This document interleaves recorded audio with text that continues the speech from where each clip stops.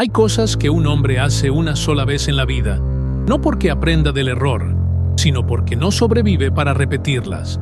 Tenosique, Tabasco, Viernes Santo, 1869. Un arriero de 52 años, sin fe, sin miedo y con aguardiente en la sangre, se detuvo a la orilla del camino real en la madrugada más sagrada del año. No para rezar, no para pedir protección. Se detuvo porque necesitaba orinar, y la cruz más antigua de ese trecho del Vía Crucis estaba exactamente en el lugar equivocado para un hombre como él. Lo que pasó después no fue castigo de Dios. Eso es importante que lo entiendas desde el principio. Lo que vino detrás de Aniceto Valderas esa noche no bajó del cielo, vino de otro lugar. Un lugar que él mismo abrió con un gesto de desprecio que duró menos de 2 minutos y que destruyó lo que le quedaba de vida en menos de 3 meses.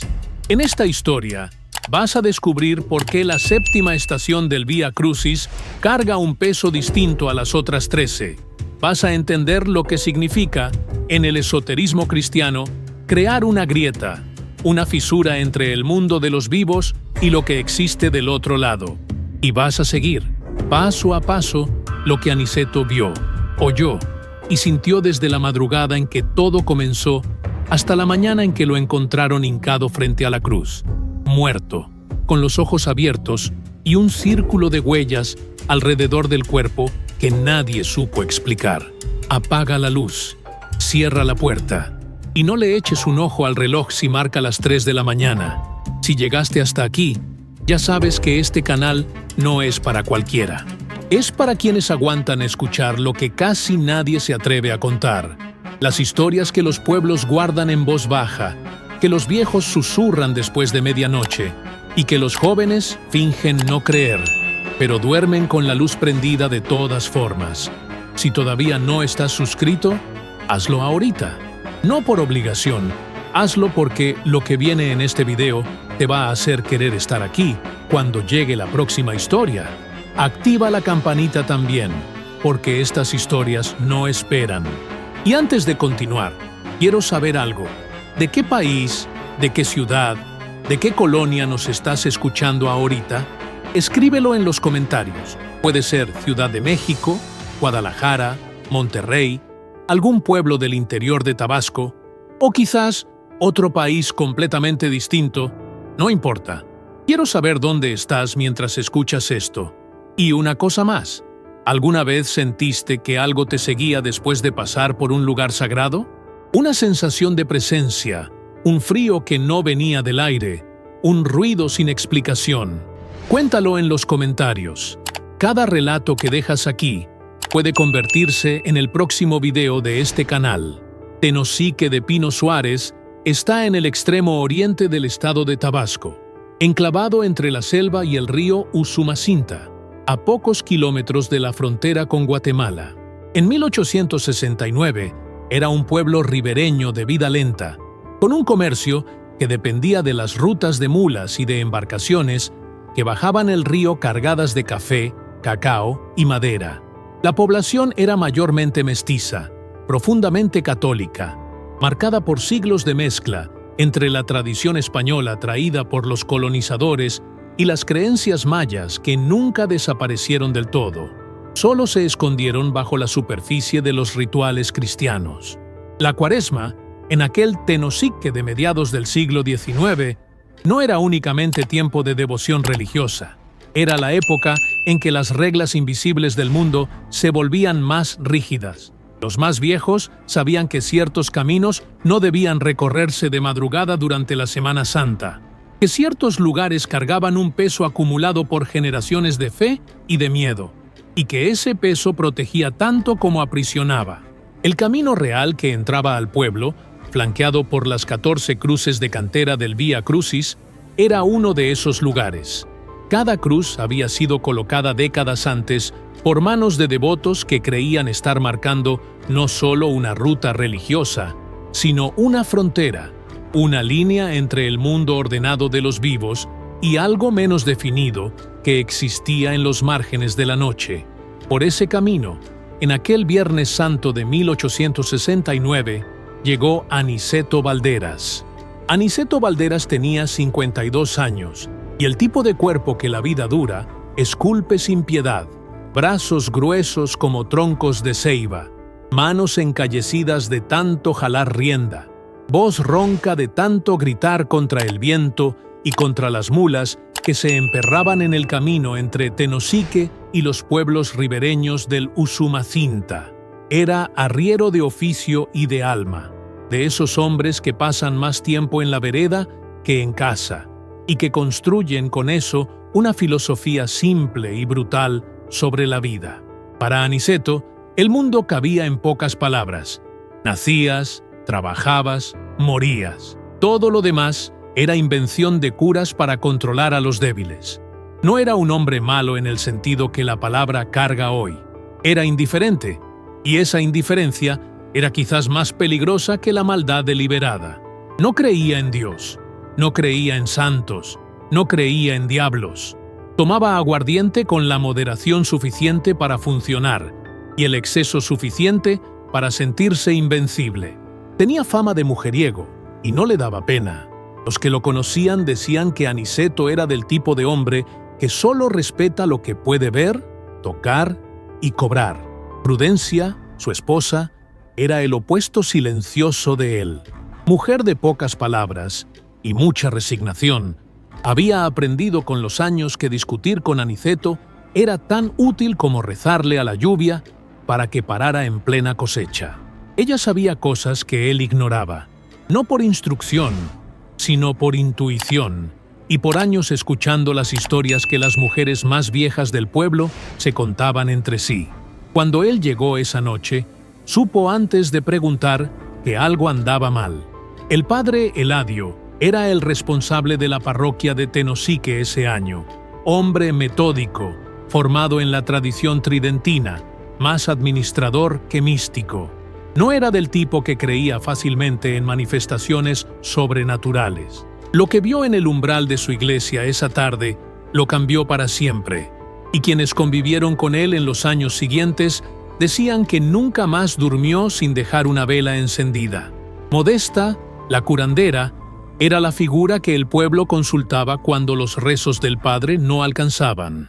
Mujer de edad indefinida, descendiente de tradiciones que mezclaban el catolicismo popular con el conocimiento indígena heredado de abuelas que todavía recordaban los tiempos anteriores a la conquista. Fue ella quien vio la sombra por primera vez con claridad, y fue ella quien dijo, sin dudar, lo que nadie quería escuchar. Eran más de las 11 de la noche cuando Aniceto llegó a las 14 estaciones. La luna llena de aquel Viernes Santo iluminaba el camino real con una claridad casi ofensiva, el tipo de luz que no deja sombras donde deberían existir y crea sombras donde no debería haber nada. Las cruces de cantera se erguían a ambos lados de la vereda en intervalos regulares, cada una con su base de piedra cubierta de musgo, algunas con flores secas dejadas por devotos que habían pasado días antes. El silencio era absoluto, ni viento, ni grillos, ni el ruido lejano del río. Un silencio que no era ausencia de sonido, sino presencia de algo que sostenía el aire. Las 6 mulas de Aniceto caminaban sin prisa, cansadas por el peso del café cargado desde Emiliano Zapata. Él las conducía medio distraído, con el aguardiente calentándole el pecho y la mente anticipando el catre y el descanso. Cuando llegó a la altura de la 7ª estación, su cuerpo hizo lo que los cuerpos cansados y desatentos hacen, pidió una pausa. Aniceto bajó de la mula sin ceremonia. La 7ª estación del Vía Crucis marca el momento en que Cristo cae por segunda vez en el camino al Calvario. Para quienes estudian la tradición esotérica cristiana, ese punto específico carga una carga distinta a las demás estaciones, no por la devoción acumulada, sino por la naturaleza del evento que representa. La segunda caída es el momento en que la humanidad de Jesús alcanzó su límite absoluto, el punto de mayor debilidad. Y hay una creencia antigua, documentada en tratados de ocultismo cristiano del siglo XVII, y preservada en la tradición oral de pueblos como Tenosique, que dice que en esos puntos de debilidad sagrada, donde lo divino tocó el suelo, cualquier profanación deliberada no es simplemente un acto de irrespeto, es una apertura, una grieta entre el mundo visible y lo que existe en los márgenes de lo que podemos nombrar. Aniceto no sabía nada de eso, y si lo hubiera sabido, se habría reído. Desabrochó el cinturón, orinó directamente sobre la base de la cruz y rió una carcajada burlona y desafiante que quebró el silencio del camino como una piedra quiebra el vidrio. «A ver si baja tu Dios a reclamarme», dijo en voz alta. Las palabras resonaron de una forma extraña en el camino vacío, más de lo que deberían, como si las piedras antiguas alrededor hubieran absorbido el sonido y lo devolvieran amplificado. Las mulas reaccionaron todas al mismo tiempo. No fue un susto gradual, fue simultáneo y absoluto. Los 6 animales se agitaron de golpe, jalando las riendas con una fuerza desproporcionada, los ojos desorbitados mostrando lo blanco, las narices dilatadas como si olieran algo que Aniceto no podía sentir. Él las maldijo, jaló las cuerdas de regreso y obedecieron, pero no se calmaron. Siguieron inquietas, las orejas bajas, los cascos golpeando el suelo de forma irregular. Aniceto no prestó atención, acomodó la ropa, montó y siguió. No miró atrás. Si lo hubiera hecho, habría visto la sombra, alta, inmóvil, parada exactamente donde él había estado segundos antes, con una forma que sugería figura humana pero no lo era, los hombros demasiado anchos, los brazos demasiado largos, la cabeza inclinada en un ángulo que ningún cuello humano permitiría. Se quedó quieta mientras el ruido de las mulas se alejaba por el camino real. Después, comenzó a caminar. Aniceto llegó a su casa cerca de medianoche. Prudencia lo esperaba despierta en la cocina, no por cariño, sino por costumbre, el hábito de quien vive con un hombre impredecible, y aprendió que dormir antes de confirmar que llegó es un lujo que no podía darse. El intercambio entre los dos fue corto y sin calor. Él aventó monedas sobre la mesa, ella las recogió sin agradecer. Él se sirvió otro trago y se dejó caer en el catre. Afuera, las mulas no se callaron. Aniceto podía escucharlas desde el catre, el golpeteo de las patas en el suelo de tierra apisonada del corral, los resoplidos agudos que las mulas hacen cuando tienen miedo de verdad. No era el comportamiento normal de animales cansados llegando a descansar. Era pánico contenido, el tipo de agitación que Aniceto había visto pocas veces en su vida. Una vez cuando un jaguar rondó el corral, otra cuando un incendio comenzó en la propiedad vecina. Los animales no fingen. Los animales no dramatizan. Cuando una mula siente miedo, es porque hay algo que temer. ¡Cállense, bestias!, gritó desde el catre. El silencio duró quizás 10 segundos. Luego comenzó de nuevo. Prudencia llegó de la cocina con los ojos profundos de quien ya tenía miedo antes de saber el motivo. «Es Viernes Santo. No deberías haber viajado hoy». Aniceto escupió en el suelo. «Viernes Santo, lunes de brujas. Me vale madre. El dinero no espera días santos». Ella no respondió. Sabía que era inútil. El aguardiente hizo lo que solía hacer, y Aniceto sintió el sueño llegando pesado, caliente, irresistible. Cerró los ojos. Fue entonces cuando escuchó los pasos. No eran pasos de animal, eran pasos humanos, o algo que imitaba pasos humanos con la precisión suficiente para engañar en un primer momento. Lentos, pesados, medidos, viniendo desde el patio de tierra apisonada frente a la casa. El tipo de paso de quien no tiene prisa porque sabe que el tiempo no es un problema. Aniceto abrió los ojos. Las mulas ahora no solo se agitaban, aullaban. Un sonido que él nunca había escuchado de mulas. Un sonido que no era propio de esos animales, grave y desesperado como el de un perro que huele la muerte.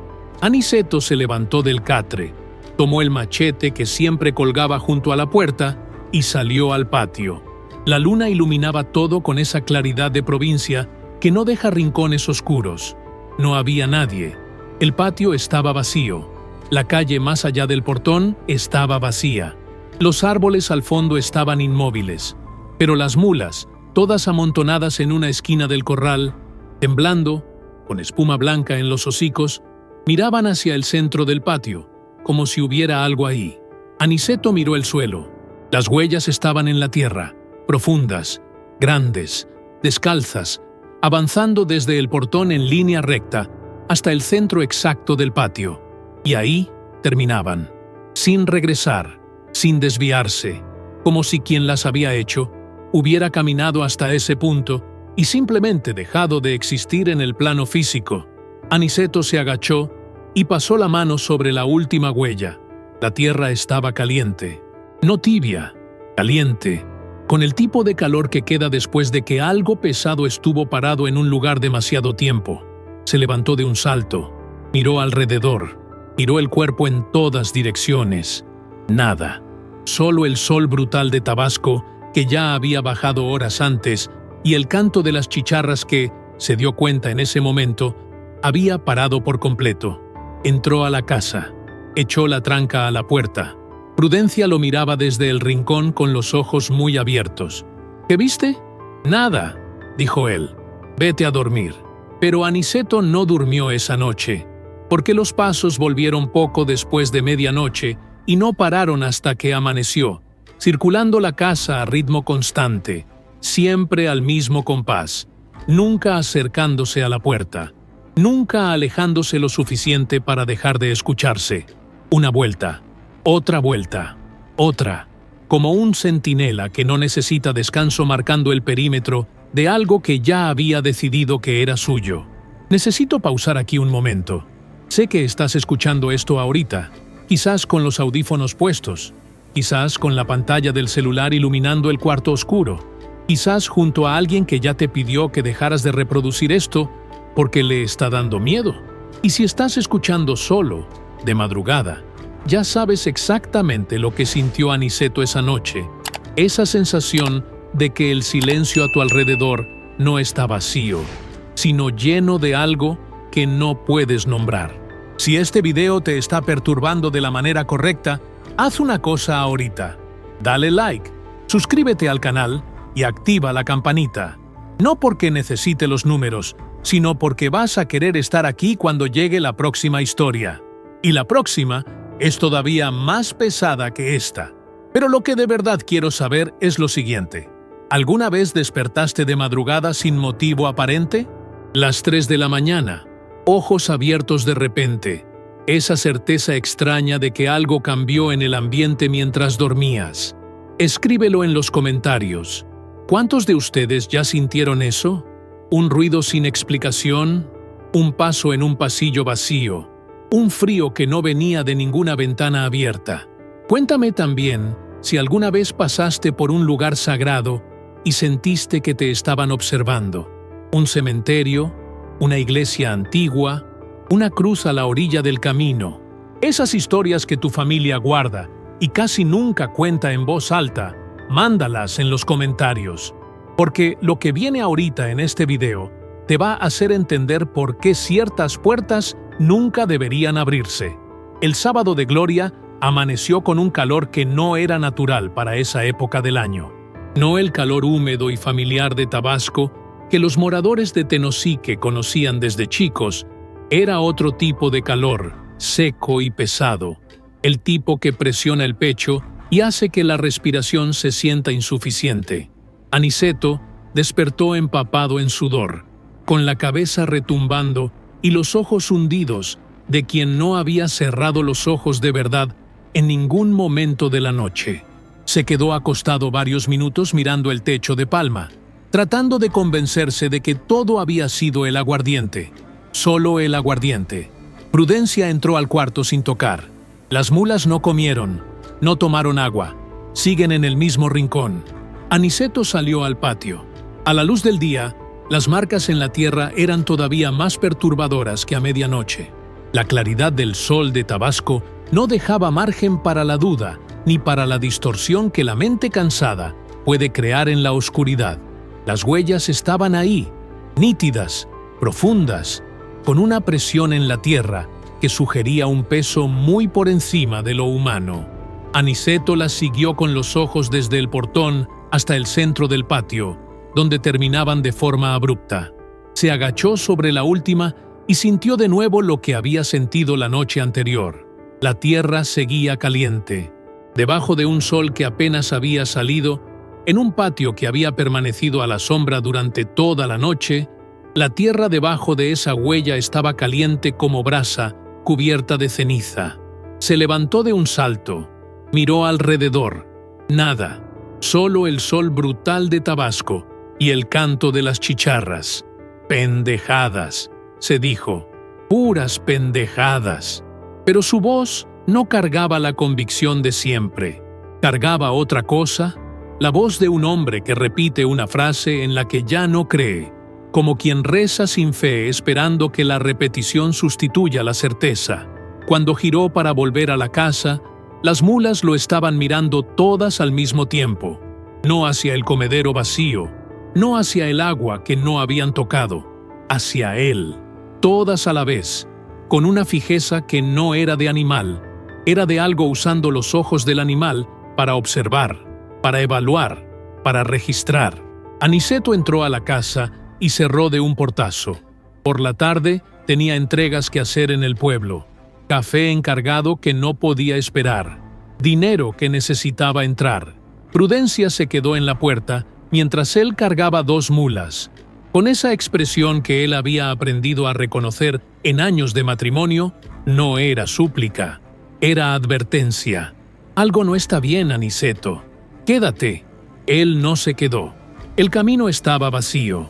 Era sábado de gloria y Tenosique descansaba adentro de las casas preparando la vigilia de resurrección. Las calles de tierra apisonada estaban sin gente, los comercios cerrados, las ventanas semicerradas contra el calor. Aniceto avanzaba rápido con las 2 mulas atrás, la vista fija al frente, decidido a hacer la entrega y volver antes de que bajara el sol. Entonces llegó a la 7ª estación. Su cuerpo se detuvo. No fue una decisión, no fue vacilación. Su cuerpo simplemente dejó de obedecer, como si los músculos de las piernas hubieran recibido una orden que no había salido de su cabeza. Las mulas también se detuvieron, inmóviles como estatuas de piedra, sin resoplar, sin mover las orejas, sin parpadear. El silencio alrededor era el mismo de antes, ese silencio que no era ausencia, sino presencia. Y entonces llegó el olor. No era azufre, aunque había algo de azufre en él. Era más complejo y más nauseabundo, carne quemada mezclada con tierra podrida, con algo húmedo y antiguo por debajo, como el fondo de un pozo que no ha visto luz en décadas. El tipo de olor que el cuerpo reconoce antes de que la mente pueda procesarlo, que activa algo primitivo y fundamental en el sistema nervioso, algo que dice, huye antes de que sepas de qué. Aniceto giró la cabeza lentamente hacia la cruz. Estaba ahí, parado junto a la 7ª estación, con los pies a centímetros del suelo, no tocando la tierra, flotando sobre ella, con una ligereza que contradecía completamente la sensación de peso aplastante que irradiaba de esa presencia. Tenía forma humana en el sentido más básico de la palabra. 2 brazos, 2 piernas, una cabeza, pero cada proporción estaba mal. Los brazos le llegaban hasta las rodillas. Los hombros eran demasiado anchos para el torso. La cabeza era demasiado grande para el cuello. La piel era gris como ceniza de fogata apagada. Y la ropa, rasgada, oscura, de un tipo que no pertenecía a ninguna época específica, colgaba del cuerpo como si estuviera mojada de algo que no era agua. Los ojos eran rojos, no inyectados de sangre, no enrojecidos, rojos completos, del tipo de rojo que no existe en la naturaleza, sin blanco, sin pupila, sin profundidad, solo rojo brillante e inmóvil, fijo en Aniceto, con una atención que era lo opuesto al vacío, y sonreía.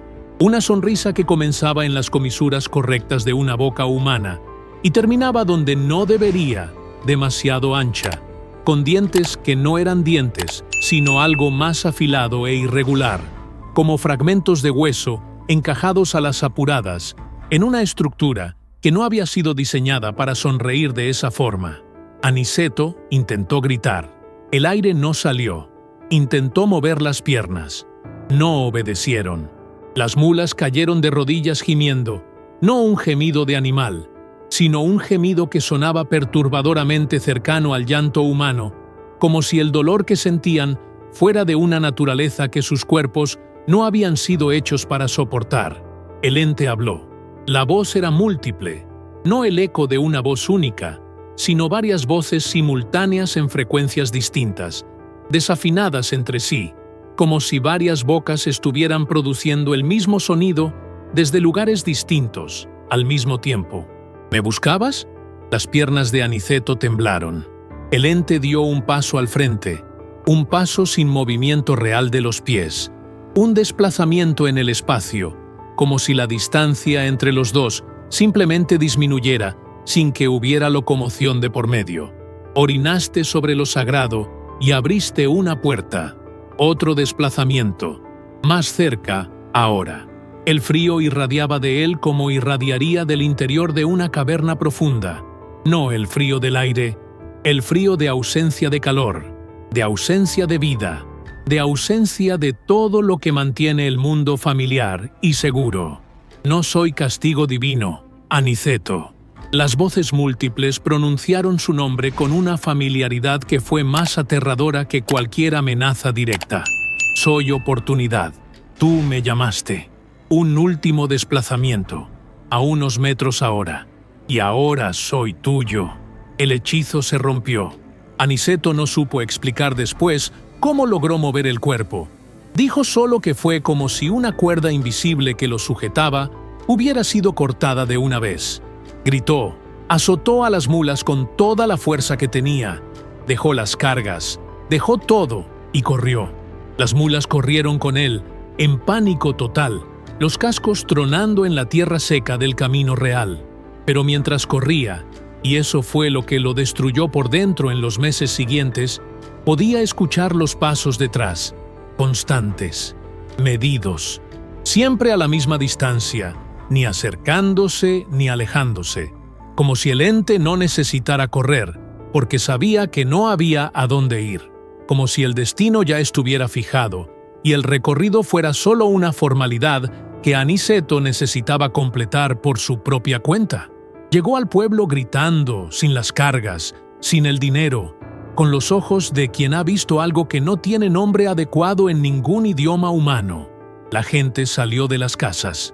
Alguien gritó que estaba borracho, pero Modesta, la curandera, estaba entre quienes miraron, y ella no vio a un hombre borracho.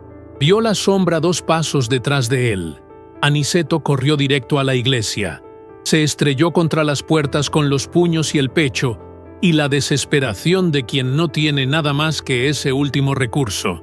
El padre Eladio abrió. Aniceto entró como proyectil y cayó de rodillas frente al altar, temblando de forma incontrolable, con lágrimas que un hombre como él nunca había derramado en ninguna circunstancia de su vida.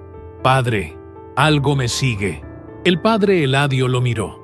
Luego miró hacia la puerta que acababa de cerrar y palideció, no gradualmente, sino de golpe, como quien ve algo que reorganiza en segundos todo lo que creía sobre el mundo.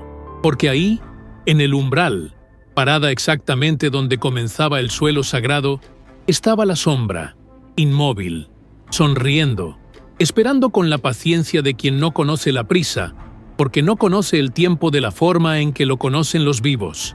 No entró, pero tampoco se fue.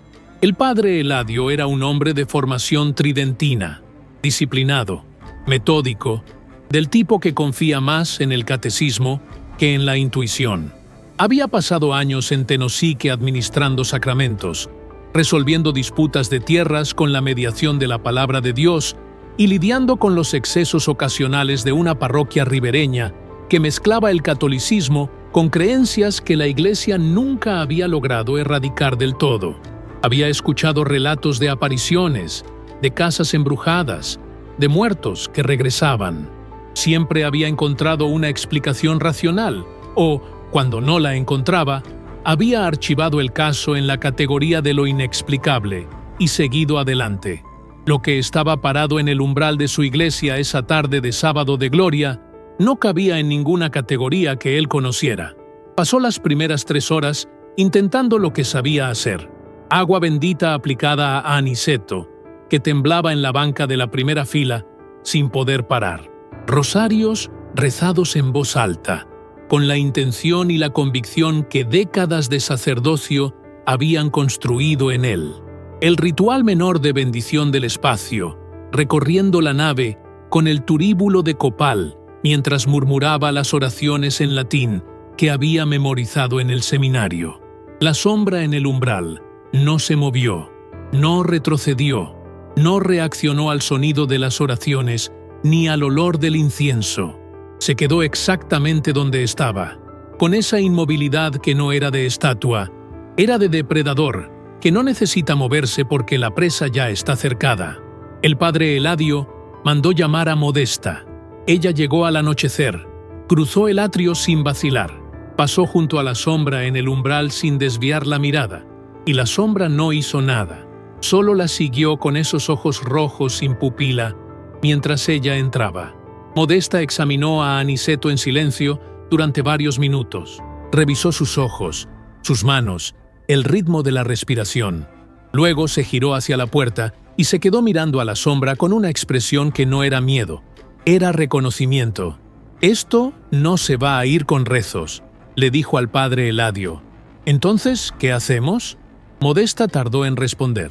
Cuando lo hizo, eligió las palabras con el cuidado de quien sabe que ciertas verdades necesitan decirse despacio para no quebrar a quien las escucha.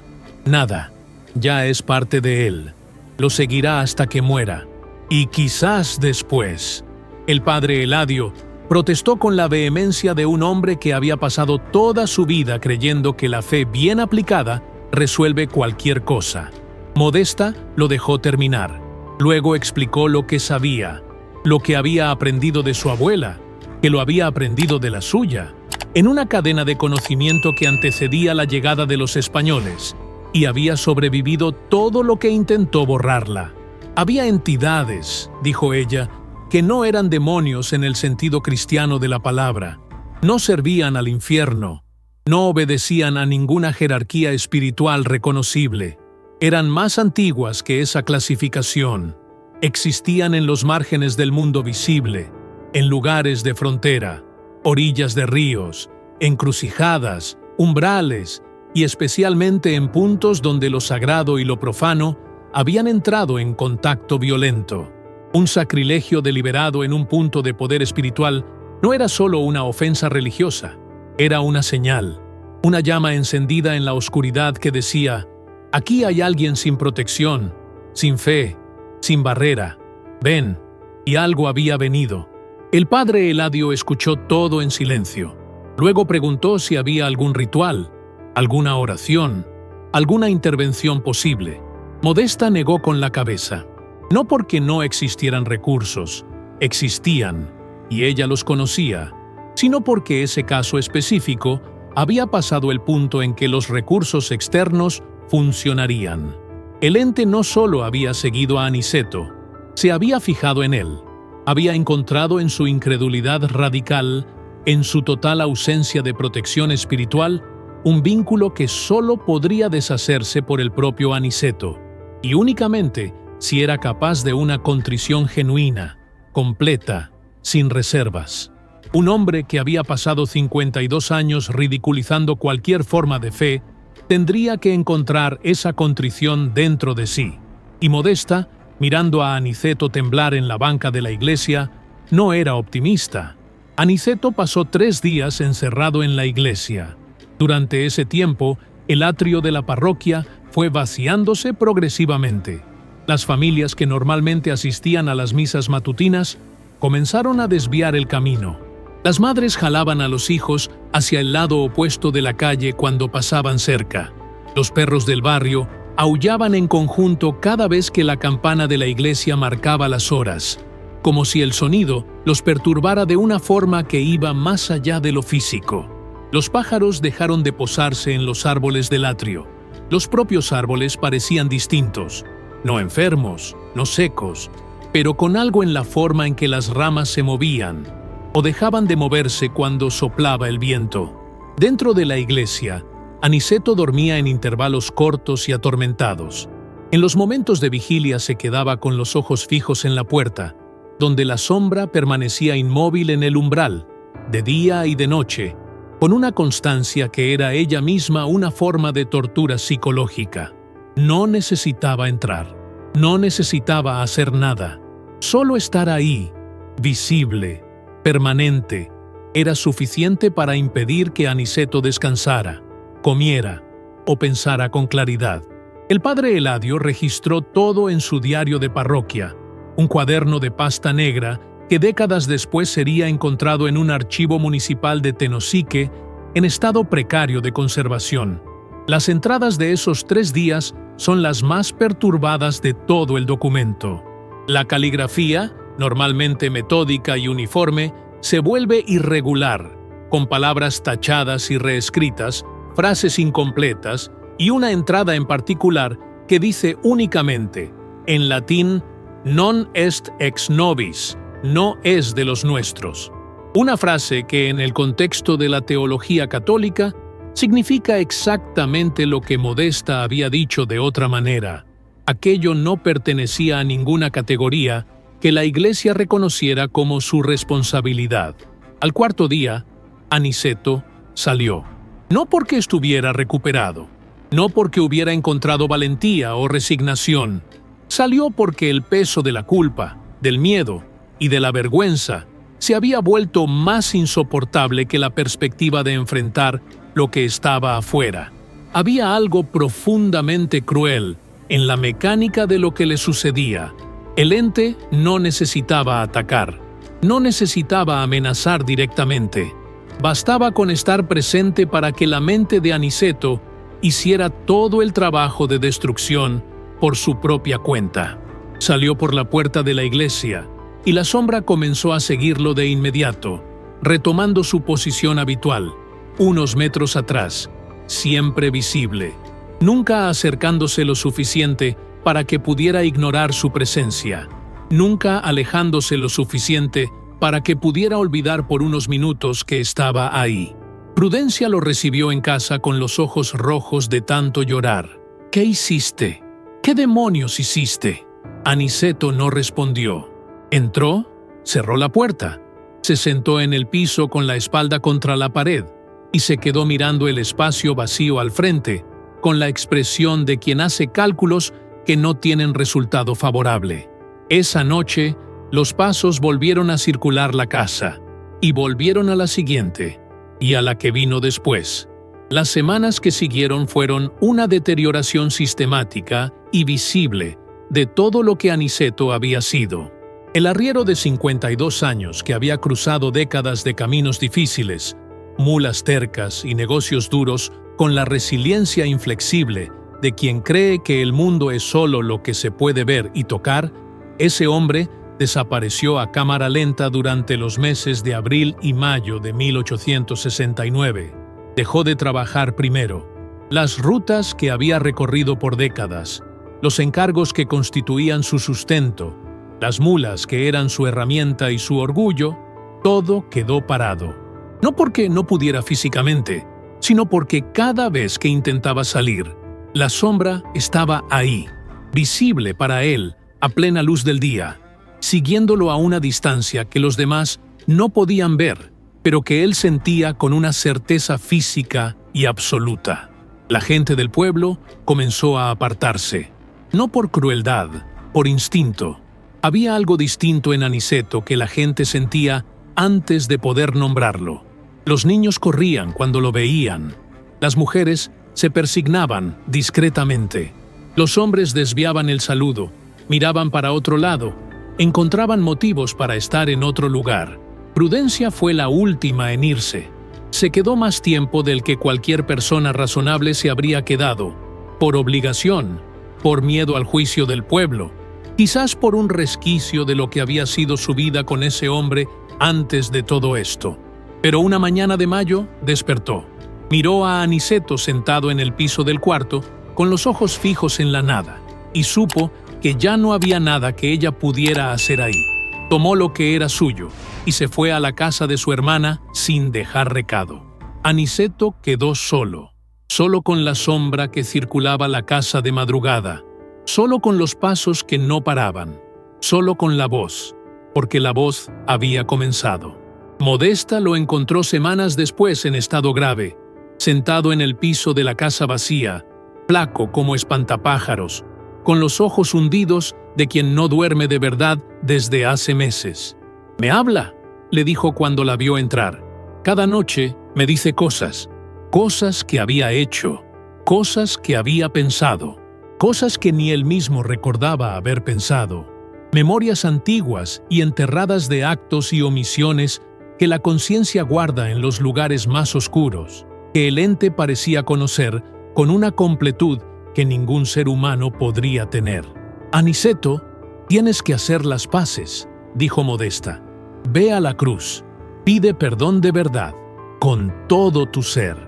Él la miró con los ojos de quien ya no está seguro de si existe un ser entero dentro de sí para ofrecer. Esa misma noche, Aniceto salió.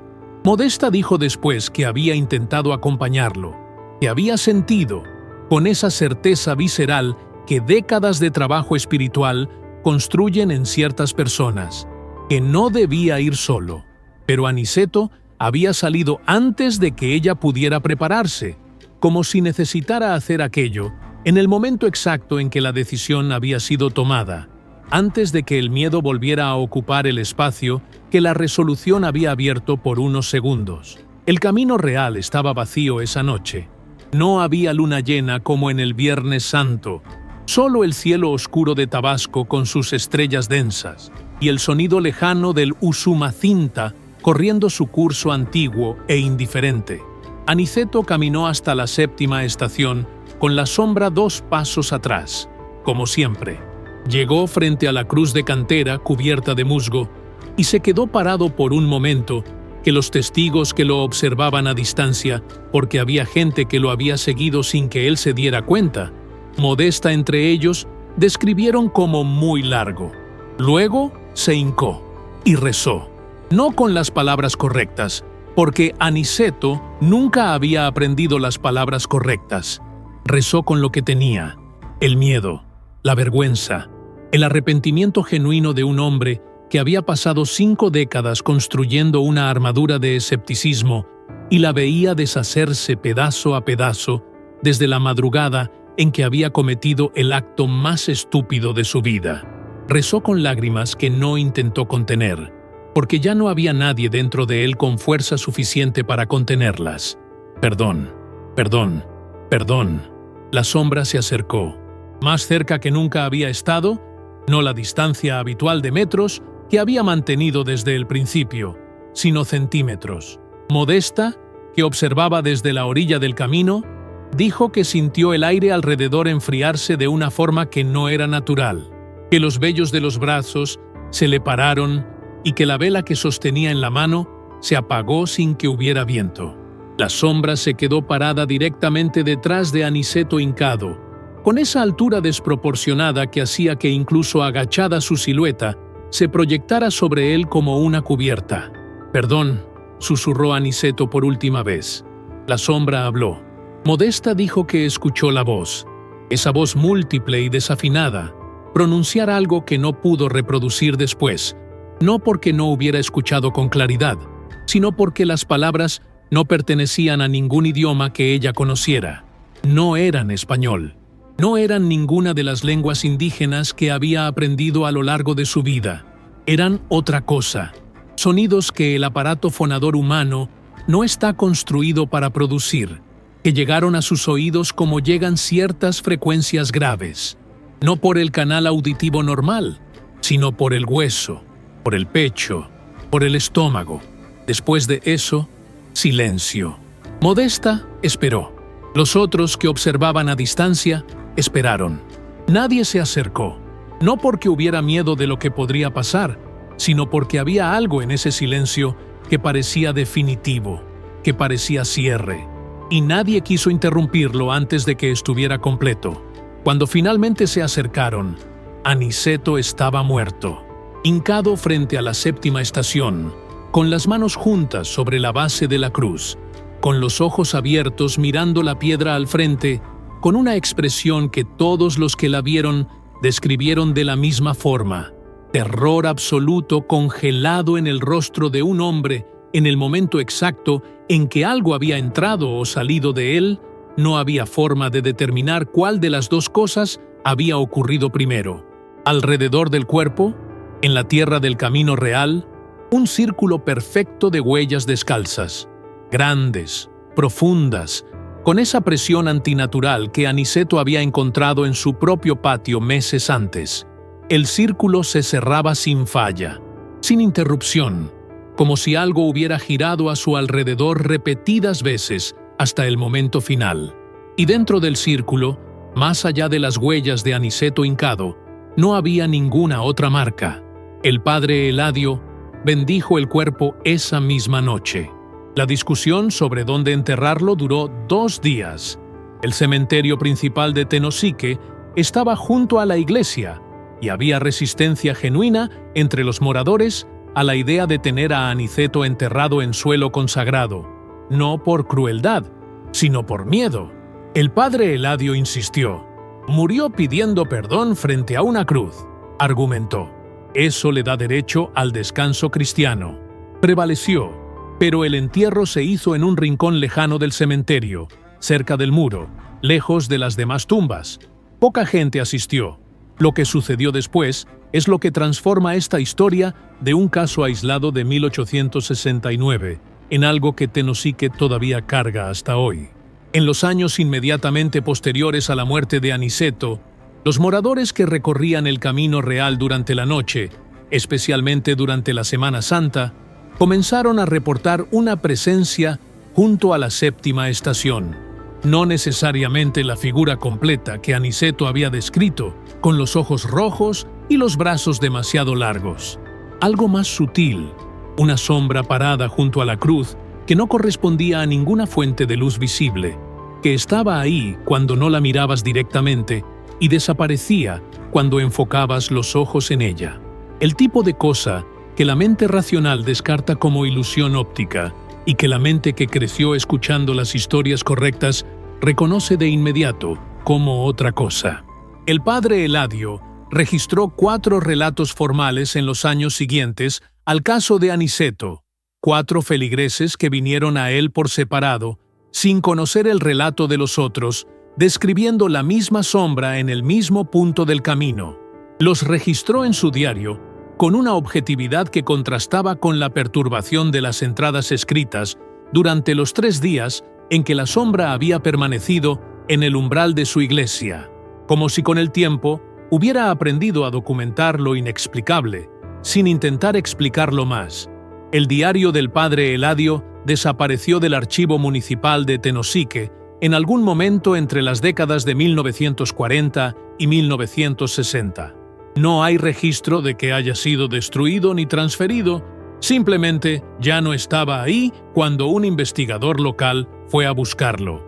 Algunas páginas sueltas sobrevivieron en poder de una familia de Tenosique que prefirió no ser identificada, y fueron esas páginas las que llegaron, por caminos indirectos, al conocimiento de investigadores del folclore tabasqueño a principios de los años 2000. La séptima estación del Vía Crucis del Camino Real de Tenosique pasó por restauración en al menos 2 ocasiones documentadas, una en los años 1920 y otra en los años 1970. En ambas ocasiones, los trabajadores responsables de la restauración reportaron incomodidad inexplicable en el lugar, herramientas que desaparecían y reaparecían, la sensación constante de ser observados. Uno de los trabajadores de la restauración de 1970, entrevistado décadas después por un periodista local, dijo que había encontrado algo en la base de la cruz durante la limpieza, una marca en la piedra que no era desgaste natural, que tenía una regularidad que sugería intencionalidad.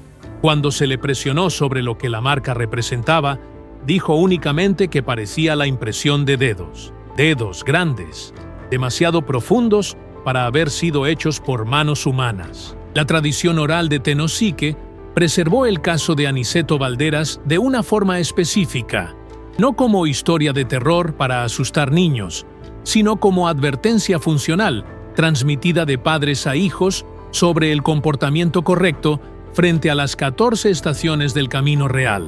Durante generaciones, fue común que los adultos dijeran a los jóvenes que pasaban por el camino de noche: no te detengas en la séptima. Y si te detienes, no te burles. Una instrucción práctica, concreta, arraigada en una memoria colectiva que preservaba el miedo, aun cuando los detalles específicos de la historia se habían perdido. Hay algo todavía más perturbador en los relatos más recientes. Moradores de Tenosique que crecieron en los años 1980 y 1990 reportan, en foros de Internet, en grupos de WhatsApp de exmoradores de la ciudad, en conversaciones que siempre comienzan con «esto va a parecer una locura», pero que la sombra junto a la séptima estación no es una presencia estática. No se queda solo parada esperando. En algunos relatos aparece en medio del camino. En otros, se la ve a distancia alejándose hacia el monte. En un relato que circuló en 2018 en un grupo de folclore tabasqueño, un hombre describió haber pasado por el camino en moto cerca de las 2 de la madrugada y haber visto, a la orilla del camino cerca de la séptima estación, una figura de espaldas, alta, con los brazos demasiado largos, parada inmóvil mirando hacia el monte. Cuando pasó junto a ella a toda velocidad y miró por el espejo retrovisor, no había nadie. Lo que une todos esos relatos, separados por más de 150 años, no es la descripción idéntica de la figura. Las descripciones varían, como varían en cualquier tradición oral que atraviesa generaciones. Lo que une es la ubicación, siempre la séptima estación, siempre el punto donde Aniceto Balderas se detuvo esa noche de 1869 e hizo lo que hizo, como si ese gesto, en ese lugar específico, hubiera imprimido algo en la geografía del camino que ninguna restauración, ninguna bendición, ningún paso del tiempo ha logrado borrar del todo. Modesta vivió 23 años más después de la muerte de Aniceto. Quienes la conocieron en los años finales de su vida decían que nunca más pasó por el camino real después de esa noche. Daba rodeos considerables para evitar las 14 estaciones, incluso de día, incluso acompañada. Nunca explicó el motivo de forma directa. La única cosa que dijo, una vez, a su nieta que le había preguntado, fue esto: lo que vino esa noche por él todavía está buscando al siguiente, y la cruz sigue ahí. La séptima estación del Vía Crucis del Camino Real de Tenosique existe hasta hoy, restaurada, con flores frescas depositadas por devotos durante la Semana Santa, con una base de piedra que guarda marcas que los más viejos del pueblo reconocen y sobre las que prefieren no comentar. De día, es solo una cruz antigua en un camino caliente de Tabasco, con el zumbido de las chicharras al fondo y el olor a tierra húmeda viniendo del río cercano. De madrugada es otra cosa.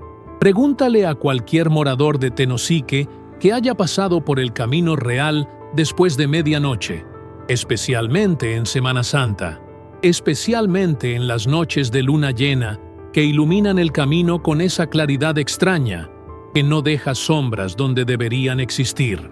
Pregúntale lo que sintieron al pasar por la séptima estación. Algunos se van a reír, algunos van a cambiar el tema, y algunos, los que crecieron escuchando el nombre de Aniceto Balderas como advertencia y no como historia, te van a mirar de una forma específica y decir solo que es mejor no detenerse ahí, especialmente si necesitas orinar. Ahora ya sabes lo que casi nadie sabe con este nivel de detalle.